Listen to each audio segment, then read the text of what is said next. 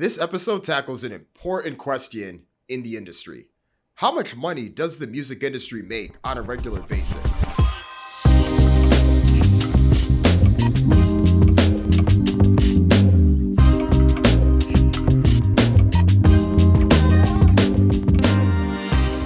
It's not as straightforward as it may seem. You look at some reports, they'll tell you what the industry makes from the recorded side of the business. But that doesn't account for the publishing side of the business and some of the other areas that collect revenue for the business too, to give you the overall perspective on the global value of music copyright. And that's where Will Page comes in.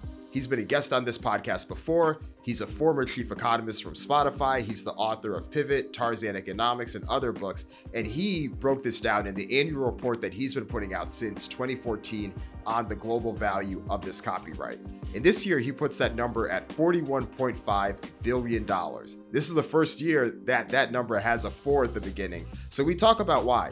We talk about where the industry is now, how Will went about this calculation, and more. I'm also joined by Tati Cirisano from MIDiA Research. She's also been a familiar guest on this podcast, and the three of us came together and we talked it out. It was the perfect combination of each of us sharing our own perspective on things. We talked about streaming, vinyl, AI, and a whole lot more. So if you enjoy a lot of these breakdowns, I think you'll enjoy this conversation too.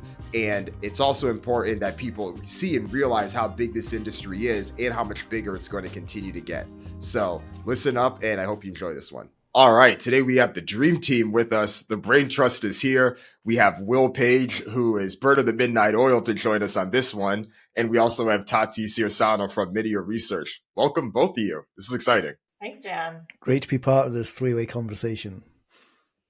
I'm actually kind of surprised that this is the first time we're having one of these. There's so many topics that we both talked about. We both had our respective areas where we talked about it. We both had one-on-one conversations where we talked about it.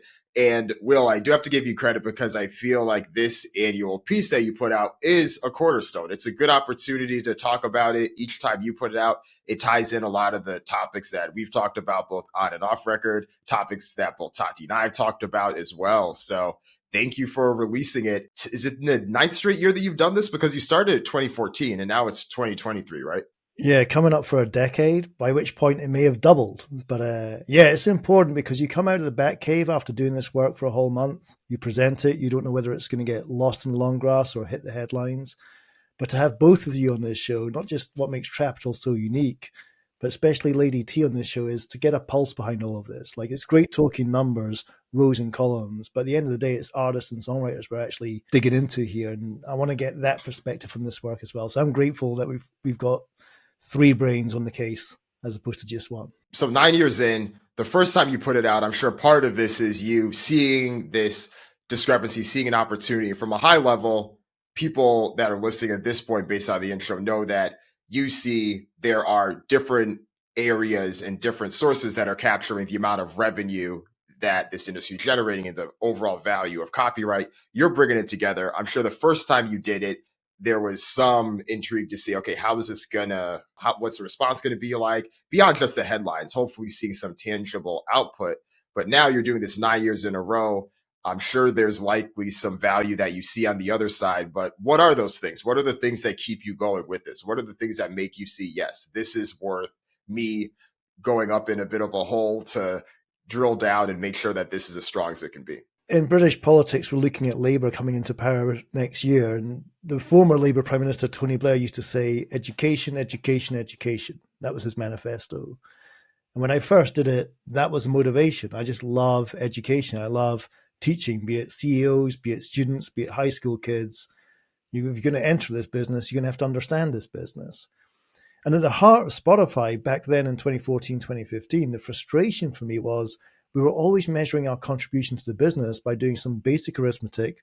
How much did we pay labels? How much does the IFPI say labels are worth? One over the other, we're this much part of their business. But the story doesn't end there. Spotify, Apple, Amazon, YouTube pays labels, publishers, and collective management organizations. Huge amounts of money now. So if we're going to measure the contribution from the digital service providers, who are, by the way, the people who engage with customers. Very important to make that point clear up front. We need to measure all of their contribution to copyright, not just some. And it's an industry that hasn't historically been very transparent in anything. Like having these numbers, I think, is the more the better. I think it's so important, this research. And by the way, I got to start using Lady T. That's my new Twitter handle, I think. It has to be. But yeah, I mean, we don't do a very good job of explaining it, and we hide ourselves in acronyms. That's a weird thing. Like if you're a high school student thinking about studying music and you get hit with ASCAP and BMI, well, there's two acronyms too many, okay? And then you add them all in, just little things which are not consumer friendly in understanding. So I want to give credit to my copy editor, a chap called Sam Blake, based out there in Los Angeles, who takes my Scottish gobbledygook and makes it coherent prose. But he really did an amazing job. And every year that I've done this, trying to edit the piece so everyone can read it, not just the experts like yourselves and your audience, but just the novice, the layman, the journalist who's been given the music industry to write about and has to file a copy by 9 o'clock at night. How are they going to understand this well? So there's a lot of effort gone in backstage to take this number and make it coherent to a broad church of an audience. And I have to imagine that hitting that balance has some challenge in it as well. After reading the report, obviously, we follow and track what you're trying to say. There's a chance that others may not, but you don't necessarily want to dumb down the information because obviously that leads to some of the challenges we've had in terms of what's been reported. If it's too high level and too academic, then it just goes right over everyone's head. So the same way that you're talking about policy, having seen you giving testimony and speaking at different bodies and stuff like that, I know that the same way that you have to be thoughtful in terms of how are you communicating things you're trying to advocate for, what language are you going to use, how do you address that? And I'd like to hear how that comes through and shapes the report. And are there any big areas of the report, maybe one or two, that you think specifically about, okay, I need to be very particular about how I communicated this section? Yeah, there's a 5-letter word which you may have spotted in the report, which is there. So if you look at how I group one side of the business, I say it's songwriters, comma, publishers, and their, THEIR, collective management organizations. Now, in that 5-letter word, you've got a story because CMOs are, in a large part, membership governed. Would anybody bother with the spelling of that word? Probably not. It matters because ASCAP is owned by its members. PRS is owned by its members. BMI, bizarrely, is owned by the broadcasters, but just about every other CMO in the world, it belongs to songwriters and publishers. So that's an example of a nuance in the writing of the report, which might matter to nobody skimming it on their phone as they're rushing from meeting to meeting, but matters a hell of a lot to me to make sure we're actually getting this linguistically correct. This is a complex business, and we've got to remind ourselves those collective management organizations are owned by the songwriters and publishers that sit on their board. And the songwriters too, I think that is a big piece of this. And I should say songwriters, publishers, and their CMOs. That was a big piece of the narrative here because compared to last year's report, they had an increase in their overall share of the revenue that they were getting when you look at the broader picture that you have. And this is something that has been talked about for a while. We know that there's a lot of investors that are interested in seeing that number get bigger. There's a lot of the people that work for the music publishers and the collection agencies that are interested in seeing that number get bigger. So what was it like to see that? Can you talk a little bit about that? And was talking specifically about it growing from 36 to 37%. When we go back to when I first did this, 8-9 years ago, it was pretty much a 50-50 split. And that's really important. The first time I did this, you came up with this big figure and half, just over half, went to the record labels and the artists, and just under half went to the songwriters, comma, publishers, and THEIR, collective management organizations. Then it starts to move. Why? Because what's hit this recovery is consumer-led revenues. Consumer-led revenues from streaming favor labels over publishers. If Spotify gives the record label and the artist $1, they're going to give the publisher, the songwriter, and their collective management organizations 30 cents. So you see the imbalance there. So that's tipped the scales towards 2/3, 1/3. Then you have to say, well, okay, we've got a reversal of that fortune now, as the publishers have clawed back a little bit of share. Why? The obvious one is they've bounced back from the pandemic. Public premises were closed for a year and a half across the world. If you can't exploit music, you can't pay your PRO. When they open up, guess what? That money bounced back. That's the obvious reason. Digital is another reason too, in terms of just the presence of digital revenues in these CMOs. If you think about how labels might license Peloton first, it could be the publisher that licenses it second. Labels might get in there and hit TikTok first. Publishers would typically come second. And publishers are coming into these new formats not with a standard Spotify, Apple type arrangement. There could be a sync fee involved in that deal, which means they get an even higher share. Maybe Peloton gives the label $1 and the publisher 40 or 50 cents. So they're coming in second on more favorable terms. But there's a bit more of a complicated answer to give you both. For not just this year, but for next year is a CRB decision. Now, I went through the CRB, and boy, you Americans love your litigation. I did deposition, I did cross-examination, I did written testimony and written rebuttal. I got dragged through the calls of all of that stuff. But that was a long time ago. That's 2017. The decision was appealed. That sort of pay increase the publishers won in that decision is really going to hit the accounts this year. So when I go back into the Batcave next year to work out what happened this year, I think we're going to see the publishers and songwriters get even bigger gains in the split of the pie. Back to the top of your question, what does this mean for investors? Go fishing where the fish are. Publishing rights are going to be a very, very fruitful place to place your bets. I have sort of a even more like future focused question about this, because that section was really interesting to me because we've been looking at how, for example, with like what we call non-DSP streaming on social and fitness and gaming and those sorts of platforms, the split is already more favorable to publishers.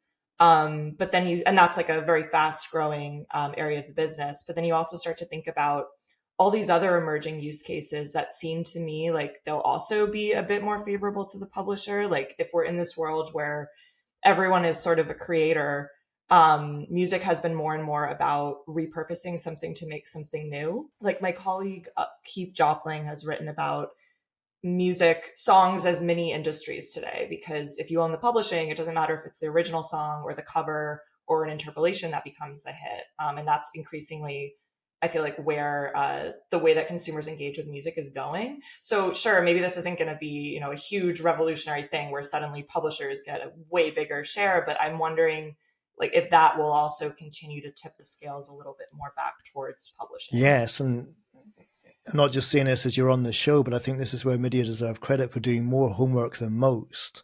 There's a lot of trajectory logic out there by the people who are buying into the industry, buying up these catalogs, where they apply a ruler, a northeast gradient, and say that's where the market's going to go. But that's not how the market's going to go. The composite of that next dollar this business is going to generate is going to be different from how it worked in the past dollar. And I think that next dollar is going to be much more publisher favorable than that dollar from yesterday. And that's an important, how would you say in economics, nonlinear break almost in the data set, which is as these new sources of revenue come in, the composite makeup of it and how it gets paid out changes from that old source of revenue used to pay out. It's a bit of a technical point, but it's basically saying stop applying rulers and northeast gradients and saying I can predict the future. If that's what you're doing, get a job in a shoe shop because you shouldn't be in this game. It's much more nuanced than that. Right. Everything just can't be growth that's up and to the right. It may be that way, but there needs to be some nuance. Is that not what an MBA there qualifies you to say? Up and to the right.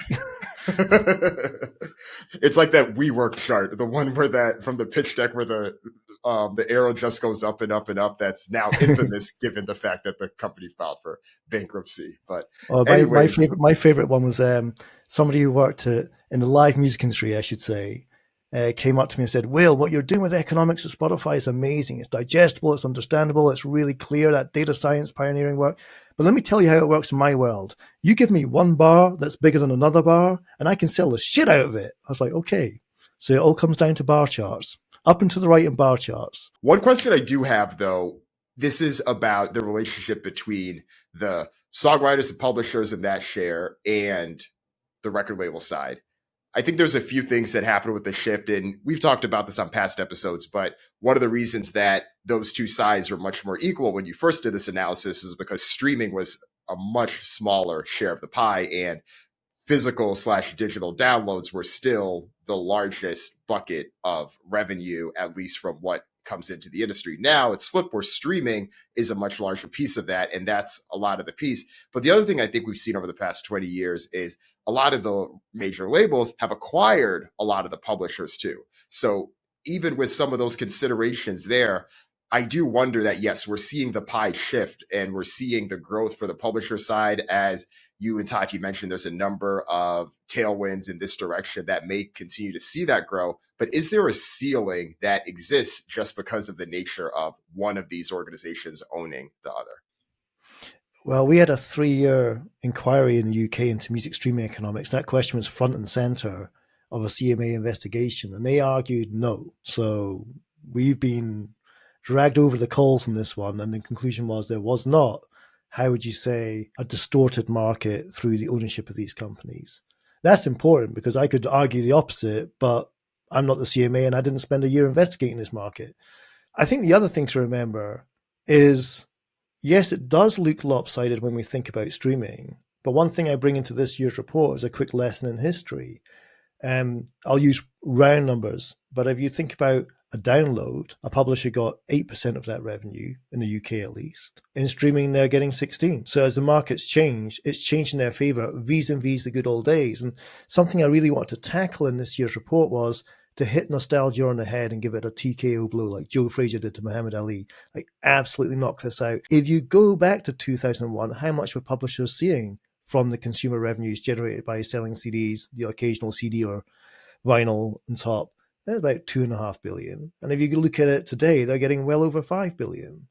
So they're doing better in unit terms, a higher rev share than previously. And they're doing better in aggregate terms. They're seeing more cash come through than previously. So on that, in terms of, are they getting such a bad deal? Well, that's for them to argue. We can get into fairness. It's an abstract concept. But to be clear, they're getting a better deal than the past, which is quite often where they reflect on and say, that was the good old days. No, these are the good old days. Why do you think there's a disconnect there then, specifically on the publisher side? I know the recording side is something different, but on the publishing side, yeah, as you put it, we're more than 2x larger from what the songwriters, publishers, and their CMOs are getting from the label share. When you start to whittle it down in terms of as the money is paid through the value chain, when it comes down to the actual individual writers, then you can see the discrepancy. So, let's just play around with some maths here. So 1 million streams might get you $5,000. $5,000 on a 20% royalty is $1,000. If there's 4 members in a band and a manager, that's $200 pre-tax each for 1 million streams. That's not a lot of money. Then you have to slash that by a quarter, a third, to work out what's left for the songwriter as well. I think that's where the problem is. That's not an easy one to solve. And we can go deep into why that problem exists and where solutions might be, but it's not an easy one to solve in terms of where else is there wiggle room for there to be more money? We'll come to that. But I think the other thing is just to stress what I've stressed throughout our 3-year inquiry in the UK is a simple sentence which summarizes a dilemma. We're making more money. 41.5 billion is more money, but we've got way more mouths to feed. It just comes to that basic anomaly of the supply side explosion. In the UK, at least, the population of songwriters since Spotify launched in 2009 has trebled. How do you feed all these mouths? It's a positive problem. I love the fact that we have 3 times as many songwriters than we did back in 2009. That's great. That's great for copyright. That's great for creativity. Feeding them, that's a different question. So there's also this disconnect between, we can report, yes, $40 billion, great big number for music copyright as a whole, but when that trickles down to individuals, it's a very different story. So there's kind of two revenue stories there. Yeah, and I was thinking, preparing for Trapital, and trust me, I treasure this podcast. You guys have got something super special here and should become a double act. I'll just say that on the record. But if I can talk about the most boring subject in the world, taxis, as in TAXES, not Ubers, taxis. I think there's an analogy we can draw here. If you think about how the tax system of America, the IRS, UK HMRC works, we both have what was called a personal allowance. You'll have your own terminology, but in the UK, what we say is you can earn up to £13,800 a year, and that's your money. It's too low to even be taxable. Once you earn above that figure, I'm taxing you. I'm hitting you hard on 20% and then 45% and onwards and upwards. So you have this kind of irrelevant sum of money you're allowed to earn without even being worthy of the tax system. Whatever that figure is in America, you can translate. And I want to take that observation of how a tax system holds itself together. You tax the rich people more, you tax the poor people less, and you allow this kind of basin at the bottom, which is do what you want, you're not worthy of my interest. Ask yourself this question. of all the ISRC codes on the platforms today, of all the artists, to you, Lady T, the people with the pulses out on the system today, how many sit in that personal allowance earning meaningless amounts? And I did a little calculation for the show based on Luminate data, which was, I think it's 99.789%. Now, as an economy, should I be alarmed? Should I be worried? Or is that just how it is? But how much time, effort, money is spent sending meaningless amounts of money to artists who probably wouldn't notice the difference? And that's where you're starting to see this issue of thresholds kicking into the conversation. It's incredible when you start to think about how many artists earn less than, let's say, $50 in a calendar year from streaming. Such a timely conversation right now with everything happening. You mentioned the tax code piece, and it's almost exact opposite, where if you don't earn a certain amount, then we're not going to take anything from you. Streaming, it's the opposite situation now, where you need to have enough streams for us to even send you money. Yeah, we're taxing the poor to give to everyone else. It's a little bit back to front. It's what we call tail snapping. But I have to say, yesterday I was at an event with all these CEOs from music publishers and CMOs saying, we're hearing Spotify is introducing thresholds. We're hearing the streaming services are going to bring thresholds in. Excuse me, the PROs have had thresholds for centuries. Indeed, when Spotify licensed YouTube in 2007, we said, and you can look at the Financial Times headline, we're going to snap the tail and not pay anyone below a threshold. It was a hugely controversial thing. There is a collecting society in America that doesn't pay artists, songwriters, for anything less than 200,000 streams. Nobody seems to talk about it. When the streaming services do it, it's headline news. So I want to be clear for your audience. You've got to be on point here. There are thresholds throughout the food chain. What we're now seeing is thresholds in the kitchen where the food is made. And, it's controversial, but it's nothing new. My thing is with it, like the only reason that it arguably makes sense, because these artists aren't really taking home any money anyway, they're not going to notice, is because of the pro rata model that's underlying it, right? Like it's the problem is probably still the underlying model than anything, and all we're doing is kind of moving money around. Like it doesn't feel to me like this is really solving all that much, except moving around the money rather than actually adding more money to the pie. Yeah, it's certainly not. When you hear a language like double boost or quadruple boosting not a lot of money isn't much of a boost in the first place. So that ain't going to move the needle. It may move the needle in terms of the operational cost of these companies, the content operations teams, the royalty accounting teams, the unsung heroes of the streaming machine, which never get enough resources, never get the praise that they're due, label side, publishing side, streaming side. They might see this as, a way of making their systems more efficient. But it's interesting. I mean, you step back and think about DistroKid, responsible for what? 1/3 of all new music released last year on planet Earth, company with less than 100 headcount. Of all the people who give DistroKid $20 a year fixed fee, how many expect to recoup it? How many would give you $20 if they had no intention of recouping that $20? They're paying for a badge to say, Mum, Dad, I'm on Spotify. Is that worth more than $20? Charge them $200 if it's worth more than $20. So the valley this kind of finds itself landing in is, can you partition a market between those who are serious and those who are hobbyists? Something that Lady T and the MIDiA team, you've written about this a lot. It's very controversial to go down there. But when you think about that calculation, 99.789% of ISRC codes have not broke $100 for the year. It's a weird economy if you think about that personal allowance analogy I gave you at the top. Because we've calculated that based on our creator survey, it could be roughly 1/3 of self-releasing artists. So not all artists, but those who self-release onto Spotify, who actually aren't trying to earn money at all. They're just doing it, like you said, Mom, Dad, I'm on Spotify, or just because it's their passion project. They probably haven't even noticed this change. And it's tricky because that's a stepping stone onto greater things. That hobbyist artist might become the next Travis Scott or Lil Uzi Vert. You never know. That's how artists start out.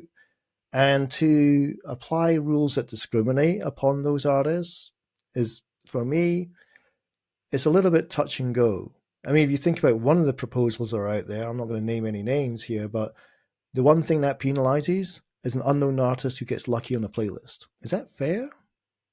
It's interesting, right? I ain't got any fans, but some curator at one of the big 4 streaming services said, I'm having that and I'm sticking it on this playlist. So it's not actively searched. Think about that. But it's like with taxation. There's going to be winners and losers wherever you look. It's a lopsided market. It's a supply side explosion that nobody expected. There's no textbook on the shelf or MBA course you can do for studying it. The podcast Trapital serves its purpose in trying to navigate this discussion. But we've got to be clear on what are the intentions, but we've also can't be naive to the unintended consequences. I'm curious how this will impact like the next generation of creators in terms of like those who already have their music on Spotify right now and now are getting cut off from this threshold. It's not like they're all going to go and like take their music off. I don't think that's going to happen. But I do wonder 5 years down the line, this new generation of creators, do they still see Spotify as their natural starting point, or do they just start releasing their music elsewhere? So that's what I'm kind of curious to see. I think there's an answer which comes from the United States here, which is it all comes back to the US. Yeah, because your country is so mashed up crazy. You have 2 collecting societies, whereas everyone else has 1. In fact, you've got 4 now as well. But if you think about the paper that I wrote with David Safier back in 2017 was called Money In, Money Out. And I remember David Safier, well into his 70s now, a walking encyclopedia on this topic of how to allocate and distribute a fixed pot of cash. He said to me, currently, 2017, 2018, everyone obsesses about who did the deal. Did Dan do the TikTok deal? Did Lady T do the Peloton deal? Who got the money in? He said, you watch, in 5 years' time, everyone will obsess about the money out. I don't care about the money coming in. I care about the distribution. Now, ASCAP and BMI compete on distribution. If Latin American repertoire is looking hot in America, you know what BMI will do? They'll rob Peter to pay Paul and give a bonus to Latin American repertoire distribution rules. You might say that's criminal, that's insane, that's absurd, that's corrupt, that's warped. That's competition, baby, because they're competing away Latin songwriters who are previously members of ASCAP. And ASCAP will play the same game, perhaps not as aggressively, their membership governed, but it's warped system, but it is competition at work. What you might see in the streaming world is something similar playing out, where we start seeing competition on the distribution rules. Maybe streaming service A has got favorable distribution rules to hip-hop, and streaming service B has got favorable distribution rules to rock genre. And they'll compete on both. I personally would think that's regrettable. I think walled gardens are a bad thing. But you can visualize how this could potentially play out, where we compete not on the cash coming in. Lady T gives me $10, then Runcie gives me $10. But how do I pay that money out? It goes to the other side of the fence. The other thing, too, that I think about with this is the narrative and the perception of who is the person making the decision. Because the headlines say that it's the DSP, but I think each of us know that it's the major record labels that have been pushing on the DSPs to do this. And I don't know how much of that changes things, or if people perceive that, or even something, Will, you said earlier about how there are other thresholds that exist in the industry, but because the largest DSP's name is associated with it, everyone's up in arms in a way where the general public and the general consumer that doesn't know what a PRO isn't going to raise their hand when one of them exerts their threshold. Let's just unpack a few things here. Firstly, it's not for us on a podcast to pray around the commercial relationships between DSPs and our label partners, but I have heard that there are label partners of one DSP who are getting notified saying, we're going to change the rules, but first we want to hear what you think about it. That's how the question has been framed. It's interesting. The train's leaving the station. Are you on or are you off? Okay, I guess I'm on again. Secondly, maybe just take a quick lesson from how ASCAP do things. The greatest rule that ASCAP has in distribution is how they distribute TV money. And you will have many TV composers listening to your podcast. So let's say, plausibly, ASCAP's got $100 million of TV money to shove out the factory gate and pay songwriters and publishers. They impose a rule which says a minimum of 85% of that $100 million goes to music used in the TV programming.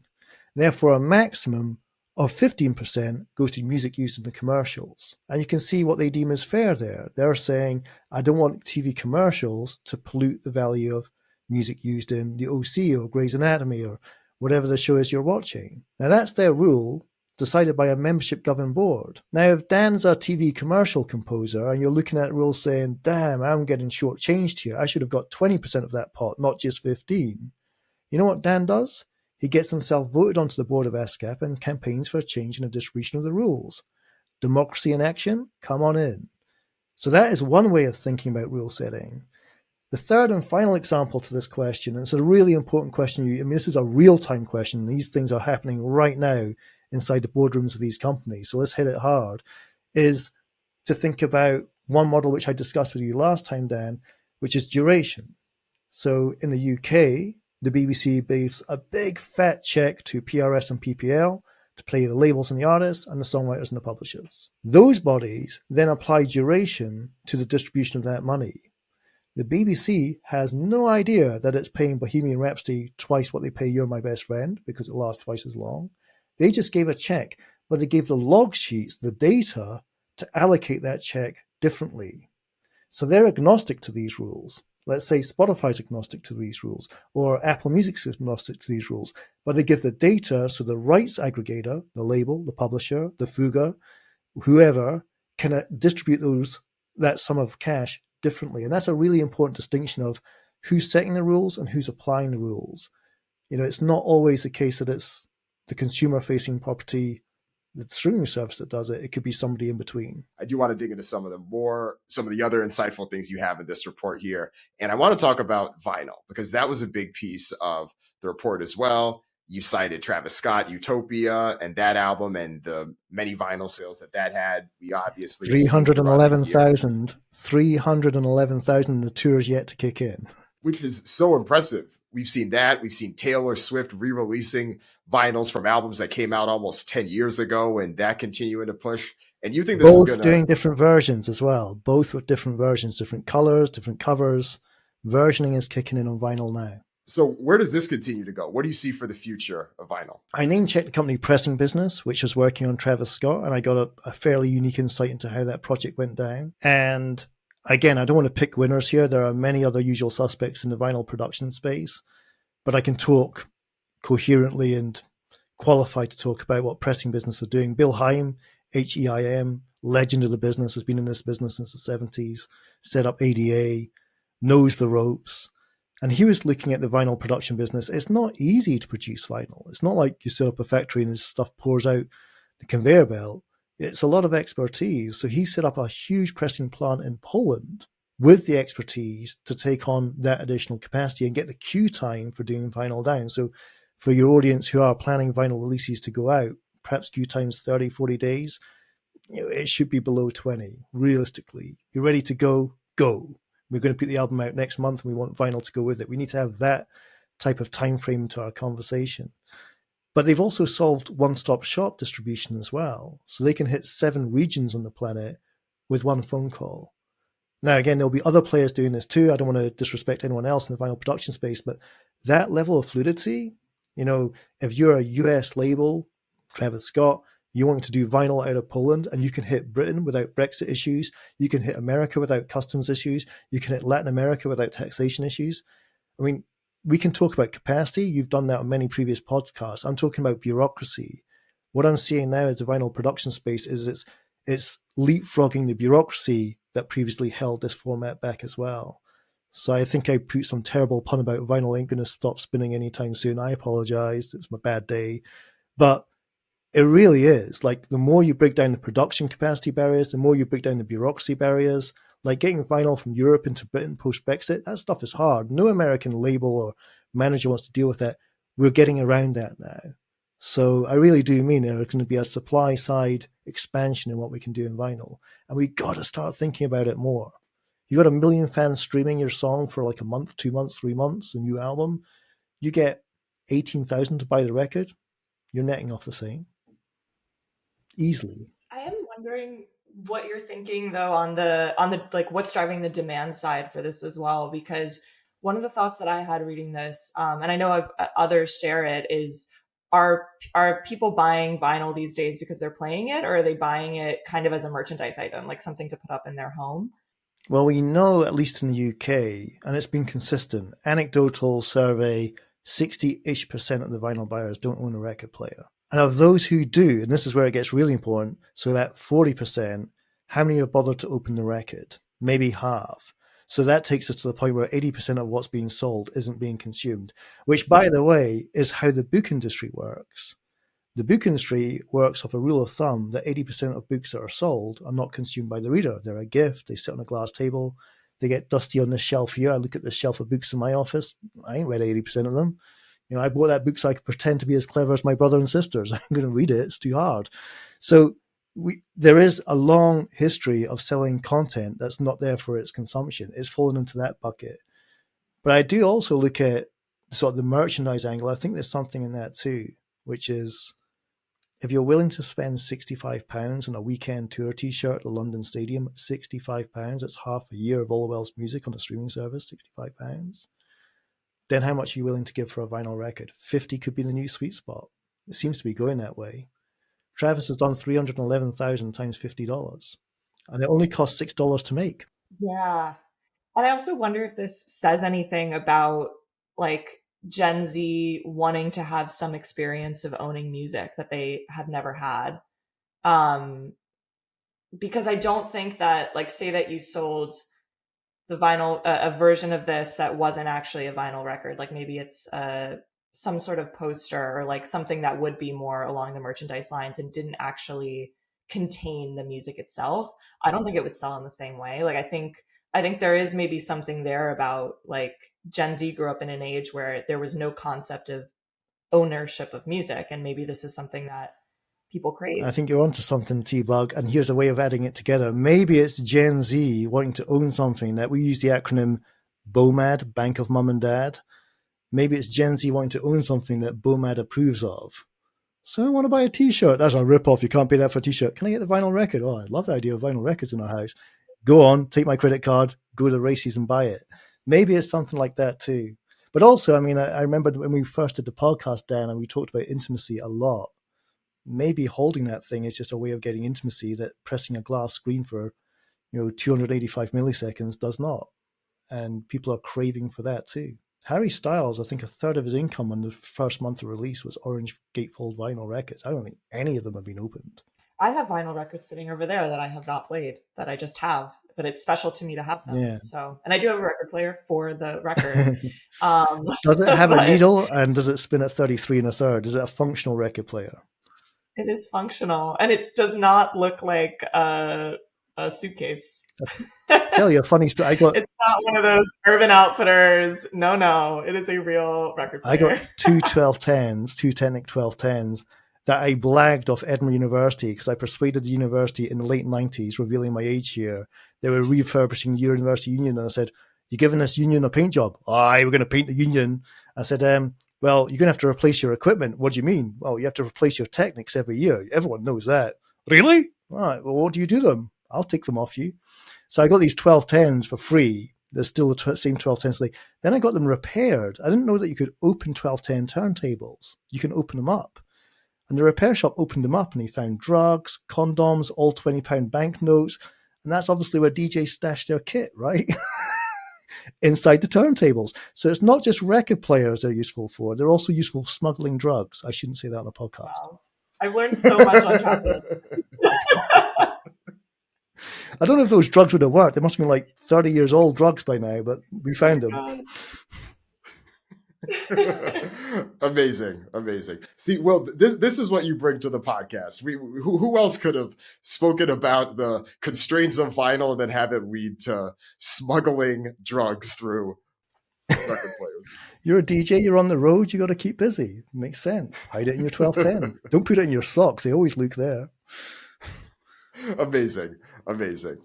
One thing I do want to go back to, because I agree with both of you on the self-expression piece, Gen Z having that to be able to tap into with vinyl. I think even millennials to an extent, and even how a lot of us grew up with, a lot of us had CDs or tapes or movies and DVDs as well. And I think you saw it as well with magazines, how much of New Yorkers and Atlantics being sold to coastal elites just have them on the coffee table to look intellectual and things like that. So I agree that piece has been there. The piece I'm interested in, you talked a bit about this, Will, was the bureaucracy and the supply chain piece. I did want to touch there just to see where we are, because there was a lot of discussions about the supply chain challenges during the pandemic. You talked a bit about the bureaucracy piece. I think there's been less discussion there. But do you think that we're at a place where vinyl production and vinyl distribution is being held back in the same way? Meaning that if an artist wanted to push the release to this and they say, hey, let's not just save all the vinyl limited capacity for the superstars, can everyone have access? Where do you think we are with that right now? I think the one thing of my limited knowledge of Travis Scott's situation, and my dream, by the way, I'll just say this off the top, is to bring Travis onto Trapital and go through it in detail. But he took the risk. So it wasn't put it out on streaming if the appetite's there, follow up with some vinyl and some merch. He took the risk up front and pressed up all those copies of vinyl and had them secretly ready for dispatch on the day of release. Now, if that's a sign of the times, if being in quotations, if that's a sign of the times, then we're going to need a shit ton more capacity going forward. Because all we've had just now is vinyl's on this crazy resurgence, making up $1 in every 10 in the British American business. For indie labels, it can be up to 25%. But it's happening on a retrospective scale. Get the album out on Spotify day and date, whack it out Apple, Amazon, YouTube, do all your promotional stuff. And if the appetite's there, go vinyl. If Travis is what we're talking about, then vinyl's going to be day and date part of the launch strategy. And that's a game changer. That makes sense.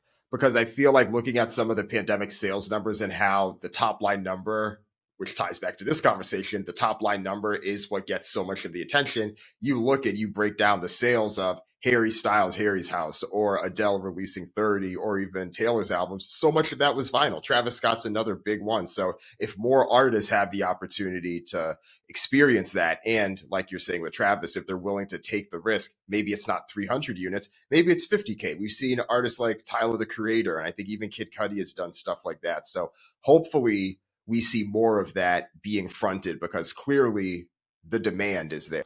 And if I flip it to TC for a second, that if it becomes part of the release strategy, like a genuine part of here's how we're going to make bank, that also raises questions of fandom, right?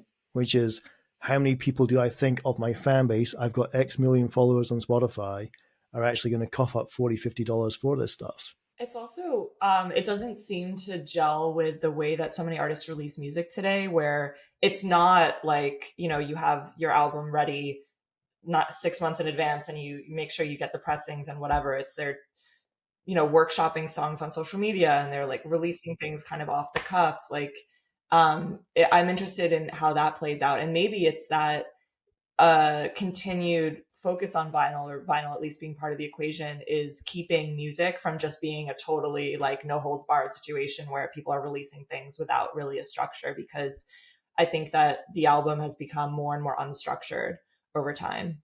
That's interesting. So if streaming disaggregates the album, it's like that famous statement about business where James Barksdale said the future of business is either bundling or unbundling. If streaming unbundled business, is vinyl going to bundle it back up again? Right. And even like the Travis example is so interesting to me, because he strikes me as an artist that is constantly changing his mind, switching things around, deciding like suddenly to do something.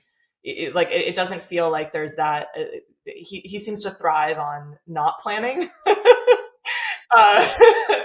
So it's interesting to me that he was one of the artists that really, as you said, like kind of took advantage and made sure to have the vinyl ready secretly so many months in advance. He's a real... He is a genius when it comes to, again, merchandise. So go back to virtual merch, back with Fortnite. What was it, $23.6 million in virtual merch? Do you know what the bottom line of $23.6 million of virtual merch is? It's $23.6 million. It's insane. But yeah, and then maybe just to toss up there, TC, one last point there is, flip it back to the publishing equation. Remember that in streaming, you only get paid if you're consumed.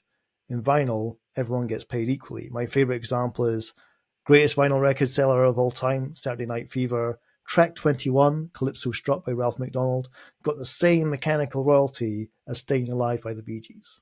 Who even knew that song was there? So if you got a filler track on a vinyl, you're taking home some serious cabbage.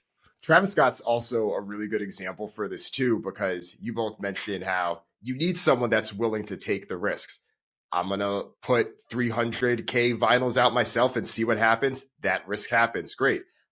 We have a short release window to try to get this Fortnite show out. Let me get it out. Okay, great. I want to perform at the pyramids of Giza in a week and a half. And then it's like, oh, I guess that's a little more difficult. But it's almost in the same way with Kanye as well, where how Kanye is kind of like, oh no, we're going to go to Mars, right? It's those crazy batshit ideas. But yeah, every once in a while, there's one that's like, what the hell is that guy thinking? But that is also how you get some of these things that clearly do work. And you get the novelty value, which is worth at least 100,000 of those album sales on their own. So, indeed. The other piece of the report that I think we should probably talk about, you touched on it a little bit, but in terms of the value of music copyright and how it compares to other areas, how do you think that impacts things from whether it's a policy perspective or people understanding and taking the space as serious as they should, especially looking at other forms of multimedia and entertainment? There's that cringeable expression, the canary in the coal mine, but music is always the first to suffer, first to recover from disruption. You saw that with AI right away. And having this report hopefully helps policymakers pay more attention to what happens in music so they can understand where it could happen elsewhere. From the fake Drake track, which we discussed last time on the pod, shock horror gasp, fake Drake song lands on Spotify, raises all sorts of questions. My favorite one being, is there anything stopping me calling myself Drake and putting a song out on Spotify and see if I can game the algorithm? So, you have that element, but I just think for policymakers, you've got to pay heed to what happens in our world to work out what's going to happen in others. My best example I can give you, Dan, is my latest. If you want to impress friends at dinner parties this weekend, check this out. I've worked out how to use ChatGPT to get around newspaper paywalls. Well, what do you know? What does that do to the entire future of the written press now that ChatGPT can navigate a New York Times paywall? That's interesting. I'll throw that seed and see if it takes root. But, we were there discussing this last year. Now you've got another huge media vertical, journalism, staring down the barrel of a gun as well. So I hope the report draws attention to what happens in our world because it's coming to their worlds anytime soon. And then thinking about the part where you're looking at gaming, you're looking at the box office, and you're looking at SVOD and other areas there. Do you think that those industries get taken more or less serious because of the numbers that are there? It's interesting with gaming because gaming is something that in size is still 4 to 5 times the size of even the number that you've shared in this report here. However, I still feel like gaming is still looked at as this, oh yeah, it's this thing that's big, not this thing that in some ways still gets the same gravitas as even video. Yeah, it's a strange one. Gaming just kind of slips off the radar of the people writing the headlines. I worked with IDG Consulting based out there in San Francisco where you are, Dan. Great company, Yoshi and the team. And we kind of worked out that music does in 1 quarter what gaming does in 1 year. Now, we used to say music does in 1 year what gaming does in 1 month. Now music does in 1 year what gaming does in 1 quarter. You can see how we're converging slowly on that gap, but it doesn't get the headlines that music gets. And I think, something you've written about, Tatiana, is how gaming just focuses on engagement first and monetization second. We focus on money first, second, third, fourth, fifth, sixth, seventh, eighth, ninth, and maybe engagement 10th. And I just think there's something in there in terms of you go fishing where the fish are, you get the engagement, you get the cash. One other thing on gaming, which I learned in researching the pieces, a lot of that top line revenue in gaming is Asia. So you might think a lot of the revenues in music is Western markets, Europe, North America. In gaming, it tips the other way in Asia. So you might have some interesting lopsided developments there in terms of where the future of gaming is going to be and where the future of music is going to be as well. I was just going to add, I think it's also, everybody listens to music. Everybody. Not everybody is a gamer. So sometimes maybe that's why it doesn't get, I guess, the shine. Although I think that's changing a lot. And I'd be remiss if I didn't mention that we just published our games forecasts at MIDiA. So if you are interested in that, check it out. And what's the number that you put on gaming? Go and stun me with the number of zeros that sits behind this business. It was 300 billion Jesus by the end of the Christ. decade. Yeah. Solid. So a lot.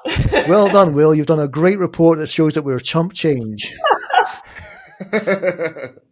I think the other thing that often stands out about gaming too is there are so many distinct areas of it that stand in their own right. Because you have the engagement piece, which Tati has written about and we've discussed before, just in terms of whether it's your Fortnite and your Roblox and how you've been able to monetize these things that don't help you necessarily win or go to the next level, but it's a feature that is accessible, that works. But you still have the side of the business where people are paying $60, $70, $80 for Call of Duty Modern Warfare or whatever the PlayStation 5 or Xbox game or whatever that is, or the PC game. So like that business is still a tens of billions of dollar business there. And I think in music, it's where obviously your report does a big piece of this, Will, but so much of it's focused on streaming. Vinyl, we clearly see the potential there as it continues to grow, and assuming that the bureaucracy and capacity are no longer constrained, that could continue to expand. But if music is really learning from gaming in that type of way, I think it's continuing to make sure that there are sizable chunks that each of them could stand to be own mini industries in their own right. Viral, like in music, vinyl's big. I think it could get there potentially, but we're not there just yet. And maybe with some dollar increases and things like that, and just more artists taking advantage, it could get there. But in music, it's like there is primarily one main thing in town, and everything else is somewhat derivative of that. Versus gaming's a bit more fragmented. Yeah, and the best thing about Trapital is it makes you think aloud. So excuse me while I do that with a microphone in front of me. But what you both have inspired me to think about is if you step way back from just media and you look at the app economy, all those gazillions, bazillions of apps that sit on your iPhone or your Android phone, there are two which are considered the hottest property in the app world. Two which stand above in terms of conversion metrics, usage metrics. If you ever do app analysis, you have to triangulate the download numbers with the user numbers with the session count numbers. Did you get the app? Did you use the app? And how often do you come back there? That's the three boxes you got to tick when you're on some apps.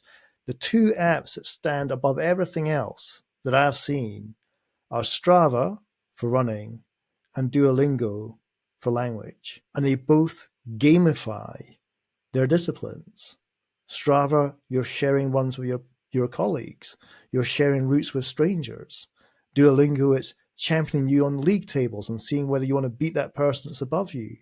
So they take that ethos of engagement in gaming and apply it to running and language learning, and they're knocking it out of the park. And it makes me think, I'm using Duolingo right now for learning Spanish. It makes me think of like disruption here, or Tarzan economics, all those language experts across the decades who have managed to teach a small minority of the population a language, but largely failed to teach the majority.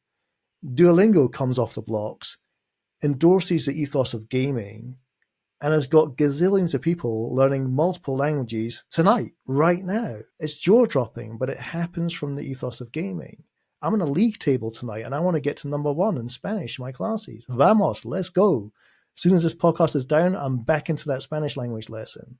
I hated learning languages at school. I love gaming with languages on Duolingo. I think you're totally right with that.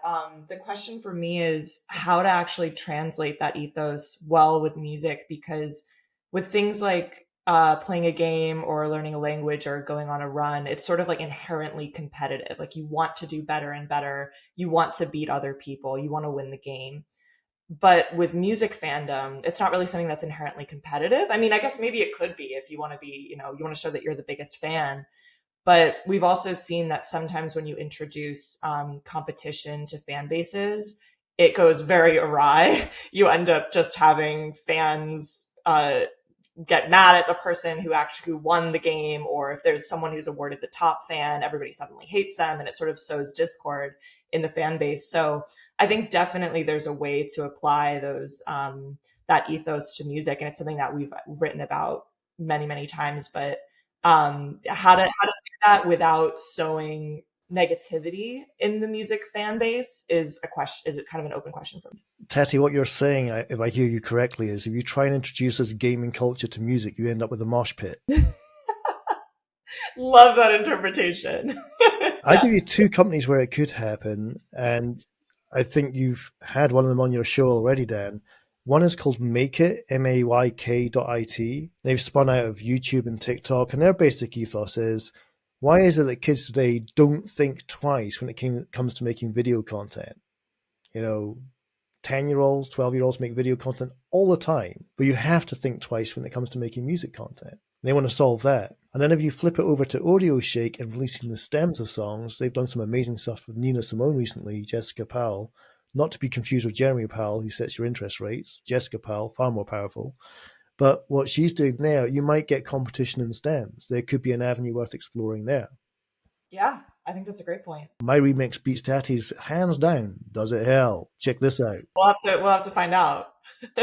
One thing that I do want to talk about before we get too deep in the conversation is pricing, because that was another big part of the report. We've talked about this in past conversations. I think both of us separately on different times, just in terms of where streaming pricing is. Of course, since we've recorded the last time, a lot of the DSPs have raised their prices to $10.99 in pound, dollar, and sterling across the board, and euro as well.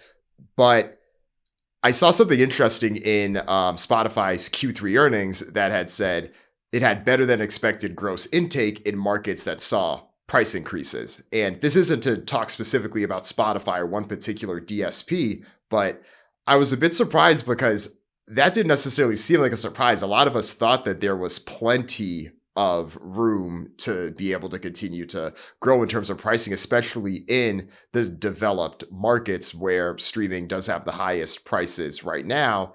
But I wanted to talk about that because that is something that I think proves that there is still plenty of room to grow there, and you have customers that are willing to pay. Yeah, it's a bit of an oxymoron, that statement. Inflation's jumped by 20% over the terms. You've raised prices by 10%, and it was better than expected. You have the real term price cut. Do you want me to do the maths for you?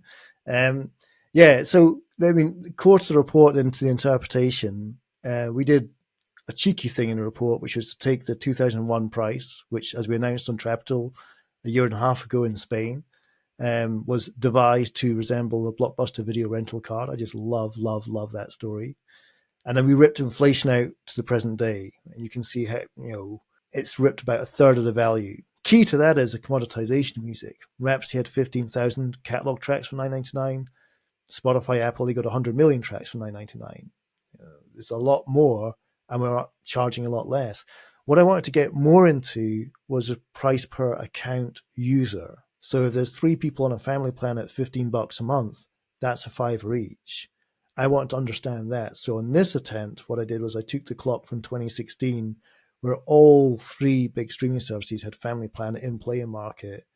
And thanks to my colleague Nicholas Lytle, who I worked with for many years at Spotify, a real mathematical modeling genius, we were able to crank out an analysis of what's the average cost per account holder. And once you've got that figure, what happens to that since 2016 when you rip inflation out and you factor in price increases? After ripping out inflation of just the $9.99 price point, I worked with a colleague, Nick Lytle, who I worked with for many years at Spotify, a mathematical modeling genius, to say, hold on, how much is the account user paying for music? 3 people paying $15 a month on a family plan? Well, that's £5 each. How do we deflate and reflect that price over time? And we went to work on trying to calculate that across all the big streaming services, factoring the standalone users, where price hasn't changed, the family plan users, where the composite has changed and the price has changed, and the student plan users, where the demographic has changed and the price has changed as well. You have lots of moving variables here. And what we were able to show in the report was what's happened in nominal terms to that price point and what's happened in real terms, where you're now down towards $6 per account user over time. That is to say, if you entered this world in 2016, which is entirely plausible, it's when streaming was going bananas, today, Allwell's music, offline, ad-free, on demand, now costs less than a pint of Budweiser in a pub in Brooklyn. And we fact-checked that. We went to many pubs in Brooklyn and made sure that checked out. So that's really, really important in terms of how much are we actually charging per user? How much does it feel like to pay for music today? And it is cheap. And as I was writing it, and I believe we've got this in a footnote, I haven't checked, but Netflix emailed me as we were finishing off the calculation. Literally, it was like they got CCTV cameras in my room here.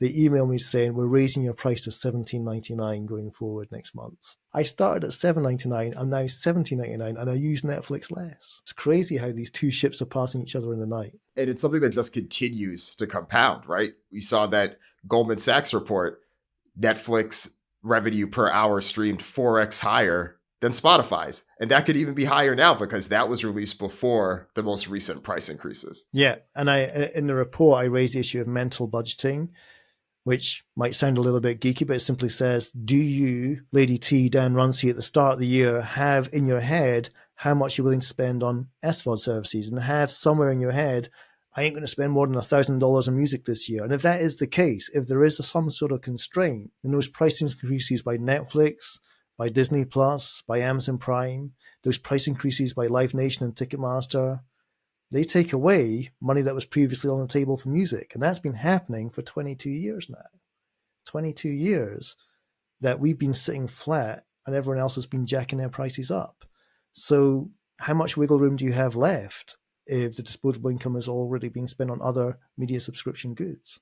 The one thing that I do think about with streaming specifically and the price is that the price is so different in so many of these regions, literally 10x, where you look at Denmark, it's over $15 a month if you convert that to US dollars. You look at India, it's less than $1.50 per month when you convert that over. And you can also get weekly and daily rates as well. So if we know that, based on what Will shared in his report, which I agree with, a lot of the remaining users in the world, A, Android users, B, less willingness to pay, therefore, you may not be able to capture as much streaming revenue now. There could be other aspects of the industry that could be more lucrative, but at least for streaming revenue, that maybe is what it is. But when you have these more developed markets, the Nordics and Denmark and Scandinavia, Western Europe, US, your own Q3 earnings clearly said that there's better than expected growth there despite the price increases. I'm sure other DSPs would copy suit as well. There still seems like there's plenty of room to be able to grow there. And even though we did miss this opportunity, I still think to myself, if we were starting from scratch, what would the right number be? I know that some of the major record label execs have put numbers out there, but I'm curious from your perspective, Will. I know that putting a number out there may be a bit precise, but what number would you put out there? So remember when you talked about Scandinavia, Norway raised prices, I think, in 2017. So there is evidence of price increases happening there. The first price increase I ever did at Spotify was Argentina, which was interesting. Inflation at 36%. You can put a zero behind that figure now. But we doubled the price and we tripled the subscriber base. Interesting. It's Argentina. It's a basket case economy, but still, it's happened. And I always quote a colleague who works at Sony Music Stockholm in Sweden, who said, we've just got used to growth being difficult, but it hasn't stopped growing. So the definition of a ceiling, well, it's like moving the goalpost. They still have never failed to grow revenues in the Swedish economy, despite it being difficult for 5-6 years now. Every man, woman, cat, dog, and pet hamster's got a Spotify account, but there's still a mouse in the corner that hasn't. Find that one. So there's still growth to have. On the emerging markets point, I think one key point to make is just to curb expectations when you read volume reports from Luminate about how much more streams there are this year compared to last, to what that means in value. My joke, and it's not a joke, is it's easy to confuse the RPU in America with the per stream in India. And it's not a joke because it's actually mathematically pretty much bang on. So you might have 20% growth in streaming volumes, but less than 2% growth in value because that volume is coming from emerging markets where the value translation's not that great. And something I'd love to do for the Trapital, maybe for your next report or a bulletin, is maybe build for your audience what we call in economics a trade-weighted exchange rate, where you can see these headline figures in volume and translate them into a meaningful figure in terms of value. It could be a nice little tool to give the Trapital audience to keep you guys, ahead of the curve in terms of making sense of all this stuff. And then to wrap it up on this question, what is the right price? Well, we talk about vinyl was 20. I have no problem seeing vinyl becoming a £50, $50 price. No problem at all. Add value into it, but you can get that price. Travis has told us you can get hundreds of thousands of people to meet you at that price. But yeah, I do think a simple answer to say, why isn't it $20 a month for all Wells music? A more clever answer is to go back to my price per account user and optimize for that. Is it fair that in real terms, the user is paying $6 a month to get all the Wells copyright? Is that fair in songwriters and artists? No, it's not. So I think the wiggle room, the negotiation skills between rights holder, rights user is, how do we get that price per user up? I think there's some clever ways we can do that. And remember, I'm arguing for it to go up. There's lots of reasons for it to go down. You bundle music into Apple One, $35 a month, 6 people using music, 6 people using TV, 6 people using gaming, 6 people using iCloud. I'm not sure the 6 divided by 6 divided by 6 is going to produce anything close to $11 for music. So as bundling kicks in, I think the industry needs to have its case going forward of like, how do we hold that price per account user and get buoyancy into that figure? If we get that right, then that rising tide is going to lift all boats. As we sort of start to wrap things up, I have a bit of a spicy question for you, Will. I don't eat spicy food. I got a sensitive gut. Well, I beg excuses. I did want to touch on, at the end of your report, you mentioned that in reality, the figure could actually be a little bit bigger than 40 billion, because at MIDiA, our estimate for the global recorded music market was actually a bit higher than the IFPI's.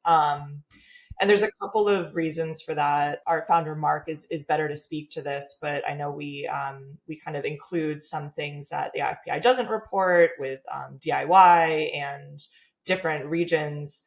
But I guess I wanted to ask, why didn't you use that number? And just what do you think about those, I don't know, those different potential estimates? I think I started that paragraph off by saying if you've got to this far down in the report, your studies or your profession depends on these numbers being correct. And that's important. You know, when I wrote my book was dedicated to my parents. I took money out of my own pocket to pay for my fact checker, and she was so good I paid her 3x what she asked for, because I didn't want my mum and dad seeing that their son had published a book which got their facts wrong. It happens with Malcolm Gladwell. It's happened with Rachel Reeves, our shadow chancellor over here recently. You know, I take that stuff seriously. So are these numbers factually correct? Now, my job is to consolidate and integrate and mash together 3 primary pieces of research. My job is not to do the primary research myself. I put the icing on top of the cake. I don't make the cake. And that's important because I'm not charging for this. I'm giving it away, if you like, but I want students at the universities and colleges around the world to be using this to help them get an A+ and a distinction in their studies. That's what makes me happy. So I'm worried, genuinely worried, that what the IFPI's measurement tactics are here are off. And I want to praise MIDiA for perhaps shedding light on how far off they could be. In a simple world, if you've got, let's say, 3 major labels and you assume the market is 80% major labels, you do the arithmetic and you guess the 20. And that gets you to your figure. Well, what if you're wrong? Or what if you're wrong on year to year? What if you're right in year 1, but you're wrong in year 2? Then we got the wrong trend. We might be close to the right figure, but we've got the wrong trend. It might not be up and to the right, Dan, as you mentioned earlier on. It could be flat as a new up. So that's one part. But what if we're wrong in terms of the assumption of what that major label market share actually is?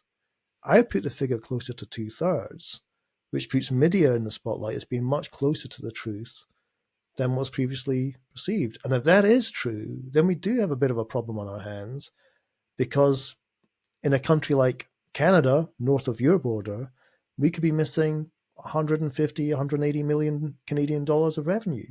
Hands down, that is not a rounding error. That would screw with all the investment banks' models when they're buying up these catalogs. So there is a cause for concern, and I do think MIDiA deserve more of the spotlight, even though it's not the official source of figures, for doing more of the homework, understanding the artist direct market, understanding the indie labels, understanding the emerging powerhouses in Asia, like South Korea. MIDiA shared with me evidence to show that the major label share in South Korea is like 23%. Now imagine if the IFPI, if you were to find out, said it's 80%. And we top up the missing 20. Wrong! It's closer to 20%, and you need to top up the missing 80 in this fast-growing market. So we're not just wrong today, we're going to be even more wrong tomorrow. But I always have this philosophy in life, which is the closer you look, the more warts that you see, and that applies to numbers, that applies to people. And I've done my effort, went into the back cave, had my flat Coca-Cola, my cold pizza, got it out. But it was great to kind of put the spotlight on what MIDiA are saying so people know there is another source of possible truth here. it is another different figure. It is another bigger figure, and I think it's much closer to the true figure. So credit to you guys. That all makes sense. I just kind of wanted to pose the question. And Mark always says, there are no facts about the future. Every time that we work on these forecasts, that's always kind of the guiding principle. So, yeah, I would end with that. There are no facts about the future. Well, what did William Gibson say? The future's already here, but it's not evenly distributed. What does William Douglas Page say? What do you want to change, the future or the distribution? Telling the industry that it now begins with a 4, it's a $40 billion business. And you both of you know, had you said to your friends, I'm going to work in music 10 years ago, the likely response is, why are you working with those dinosaurs? We ain't dinosaurs anymore. This is a huge industry. And hopefully this helps the readers of the report stand up tall a bit more. All right, that's it for this episode of Trapital. I hope you enjoyed it. Any of the links or things that we mentioned, you can check for those below in the show notes and see the description there. And please, let us know what you think. Leave a comment below. Join the discussion. Let's keep the dialogue going. There's so many interesting points in this one. And if you're not already, go ahead and subscribe to Trapital's YouTube channel. That helps our channel grow and helps Trapital continue to reach the right people. And if you want more Trapital right now, check out this episode, because if you like this one, I'm sure you'll like that one too. Thank you so much. Talk to you next time.